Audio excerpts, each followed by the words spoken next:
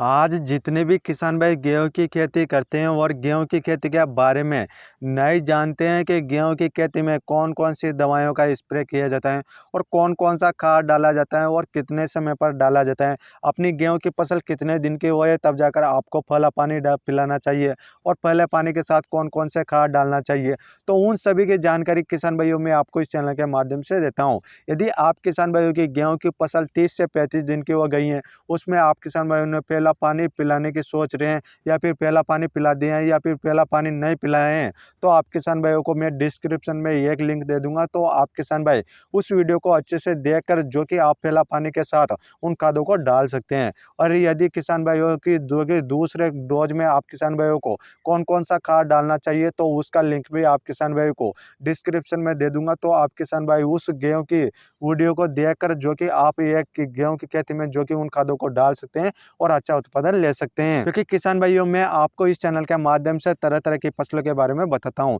और उन फसलों में कौन कौन से रोग लगते हैं तो उन सभी की जानकारी आप किसान भाइयों को इस चैनल के माध्यम से देखने को मिल जाती है। और आप किसान भाइयों को यह वीडियो शुरू से लेकर लास्ट तक देखना है, तभी जाकर आप किसान भाइयों को अच्छी अच्छी प्रकार की जानकारी इस चैनल के माध्यम से मिलती रहेगी। और आप किसान भाइयों को मैं ये भी बताऊंगा कि आप किसान भाई गेहूं की फसल में दो ऐसे कौन कौन सी दवाइयों का स्प्रे कर सकते हैं जिससे कि आप किसान भाइयों को अच्छा उत्पादन देखने को मिल जाएगा। और आप किसान भाइयों ने अभी तक हमारा यूट्यूब चैनल सब्सक्राइब नहीं किए हैं तो आप किसान भाई हमारे यूट्यूब चैनल को जल्दी से सब्सक्राइब कर लीजिए और पास में बेल आइकन घंटी को ऑन कर दीजिए। और अब बात करते हैं किसान भाइयों, जैसे कि गेहूं की फसल कितने दिन की हो जाए और कौन कौन सी दवाइयों का स्प्रे करना चाहिए जिससे कि गेहूं की फसल अच्छे से ग्रोथ भी करे और जो बालें निकले वह भी अच्छे से वजनदार, चमकदार और लंबी बने, जिससे कि आप किसान भाइयों का उत्पादन बढ़ जाएगा। क्योंकि आज के समय पर 10% किसान भाई ऐसे हैं जिनको पता है कि गेहूं की फसल में कौन कौन सी दवाइयों का स्प्रे किया जाता है और वही किसान भाई जो कि आज अच्छा उत्पादन ले रहे हैं गेहूं की खेती से।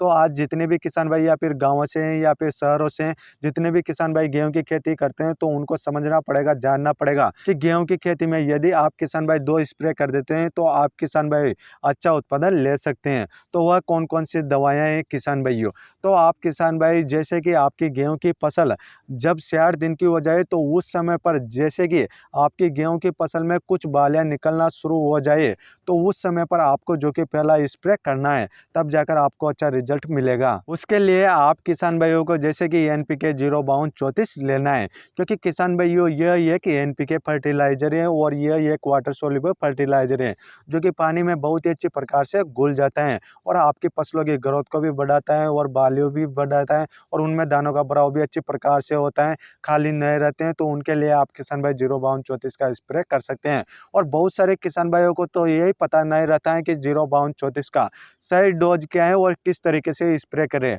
क्योंकि किसान भाइयों यदि आप सही डोज डालकर अपनी गेहूं की फसल में स्प्रे करेंगे तभी जाकर आपको ज़्यादा से ज़्यादा रिजल्ट मिलेंगे। क्योंकि बहुत सारे किसान भाई अनेक प्रकार की गलतियां करते हैं, फिर वह किसान भाई सोचते हैं कि हमने अपनी गेहूं की फसल में 05234 का स्प्रे भी किया है और हमको रिजल्ट नहीं मिला है। तो आप किसान भाइयों जैसे कि 0% तो आपको नाइट्रोजन देखने को मिलता है और 52% इसमें फास्फोरस देखने को मिलता है और 34% इसमें पोटास देखने को मिलता है। क्योंकि किसान भाइयों इनमें तीनों पोषक तत्व देखने को मिलते हैं। तो आप किसान भाई इस फर्टिलाइजर का जो कि स्प्रे कर सकते हैं। और इसके डोज की बात की जाए तो आप किसान भाइयों को 5 ग्राम प्रति लीटर के हिसाब से लेना है और इसके साथ में आपको और भी प्रोडक्ट लेना है, तभी जाकर आप एक अच्छा उत्पादन ले सकते हैं। तो उस NPK 05234 के साथ आपको 5 ग्राम प्रति लीटर तो आपको यूरिया भी लेना है, यूरिया भी लेना है आप किसान भाइयों को 5 ग्राम। उसके बाद आप किसान भाइयों को जो कि माइक्रो न्यूट्रिएंट्स जो पोषक तत्व आते हैं तो वह भी लेना है। तो आप किसी भी कंपनी का जो कि माइक्रो न्यूट्रिएंट्स ले सकते हैं।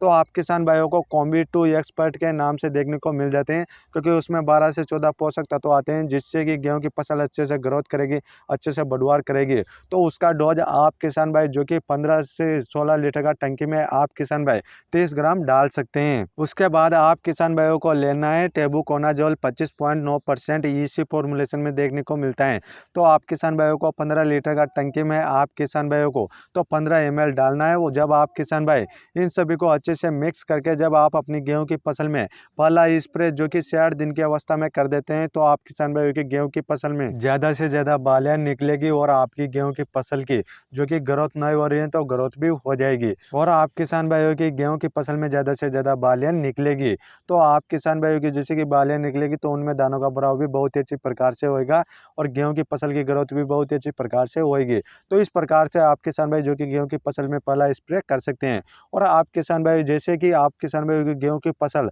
70 से 80 दिन की हो जाती है तो उस समय पर यदि आप किसान भाई दूसरा स्प्रे कर देते हैं तो आप किसान भाइयों को बहुत ही ज़्यादा अच्छा रिजल्ट देखने को मिलेगा। यदि आप किसान भाई जो कि 70 से 80 दिन की अवस्था में करते हैं तो आपकी गेहूं की फसल में जो कि बालियां पूरी तरह से निकल आती हैं और उनमें दानों का भराव होता है तो उस समय पर यदि आप किसान भाई इस स्प्रे को यदि 2 बार जो कि कर देते हैं तो आप किसान भाई की गेहूं की फसल में दाने भी बहुत ही अच्छे प्रकार से भराएंगे और उनमें वजनदार चमकदार बालियां बनेगी। तो इस प्रकार से आप किसान भाई जो कि दूसरा स्प्रे भी कर सकते हैं। तो किसान भाइयों मैंने आपको इस वीडियो में बताया कि आप किसान भाई गेहूं की खेती में 2 ऐसे कौन कौन सी दवाइयों का स्प्रे कर सकते हैं, क्योंकि आज के समय पर पता नहीं रहता है कि गेहूं की फसल में कौन कौन सी दवाइयों का स्प्रे किया जाता है। क्योंकि बहुत सारे किसान भाई तो बोरोन का स्प्रे करते हैं या फिर बहुत सारे किसान भाई NPK 19-19 का स्प्रे करते हैं। तो उन किसान भाइयों को भी समझना पड़ेगा, जानना पड़ेगा और उन किसान भाइयों को पता होना चाहिए कि कौन से समय पर